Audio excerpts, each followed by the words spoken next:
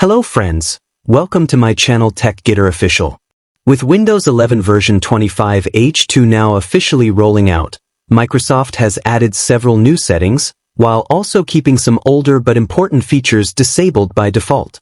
In today's video, I'll show you which Windows 11 25H2 settings you should turn on, which ones you should turn off, and why, so your system stays faster, cleaner, and more secure.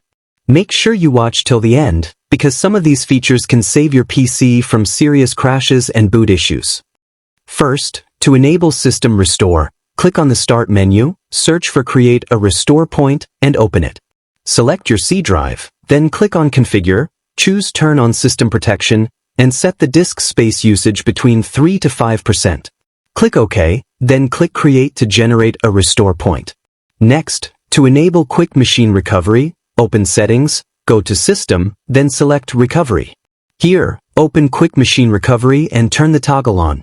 After that, enable the option Continue Searching if a solution isn't found so Windows can keep checking for fixes if your system fails to boot. Now, to clean and customize the Start menu, open Settings, go to Personalization, and click on Start.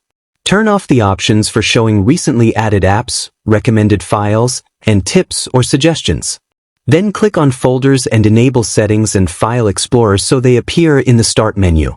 After that, right-click on the taskbar, open Taskbar Settings, and turn off Widgets, Task View, and set Search to hide. To enable Compact Mode in File Explorer, press Windows+R, type regedit, and press Enter. In the Registry Editor, navigate to HK_user, then Software, Microsoft, Windows, Current Version, Explorer, and finally Advanced. In the right pane, right-click in an empty area, select New, choose DWORD, 32-bit, value, and name it Use Compact Mode. Double-click this entry, set the value data to 1, and click OK. Then open Task Manager, right-click on Windows Explorer, and select Restart. Finally, if Administrator Protection is available on your system, open Windows Security, go to Account Protection, and enable Administrator Protection. Approve the prompt using your PIN or biometric authentication. That's all for this video.